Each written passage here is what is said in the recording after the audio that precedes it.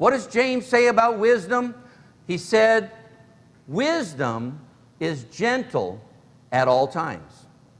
That's what he said. Wisdom is gentle at all times. So a wise person is understanding. They don't belittle. They don't invalidate. They don't minimize a person's feelings. And think about this. Just because a person might feel differently than you do about a situation doesn't mean their feelings are illogical. Doesn't mean that their feelings are silly.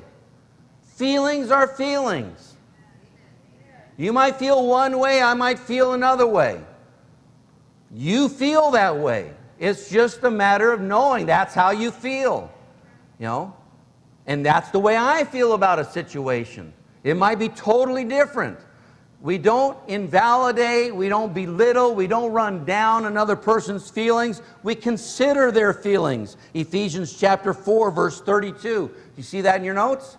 Let's read it out loud. It says, be gentle with one another, sensitive. Circle that word, gentle and sensitive. So a wise person is gentle with a person, sensitive towards that person, and the feelings that they have. Now, I want to illustrate that for you, and I brought a couple of things with me. I brought some really different things. I've got a paper plate and a plastic cup. And I brought my wife's fine china.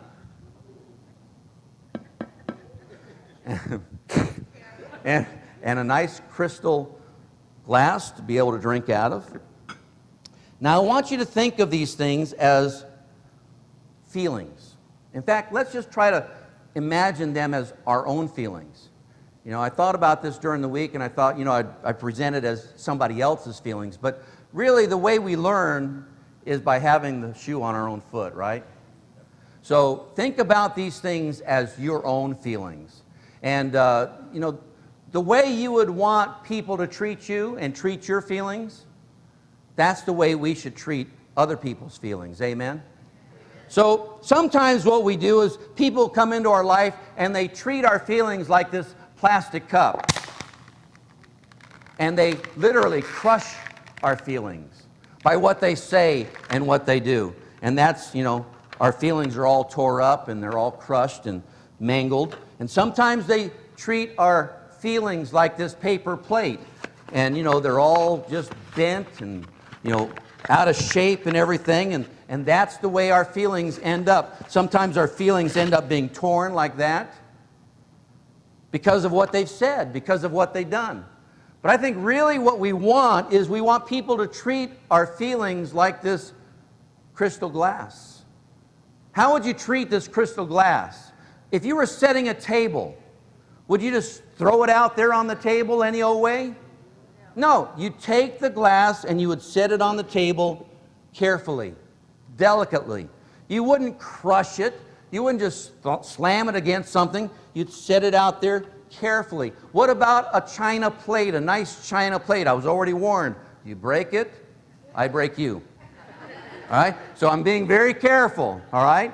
My wife loves this, well, maybe love isn't a good word, but she really likes it a lot, all right? But how would you treat this? You wouldn't just throw it out there, you know, like on a paper plate on a table, you just throw it out there, right? Who cares? But this, would you just throw it out there? No. You'd put it down nice and easy. You wouldn't slam it.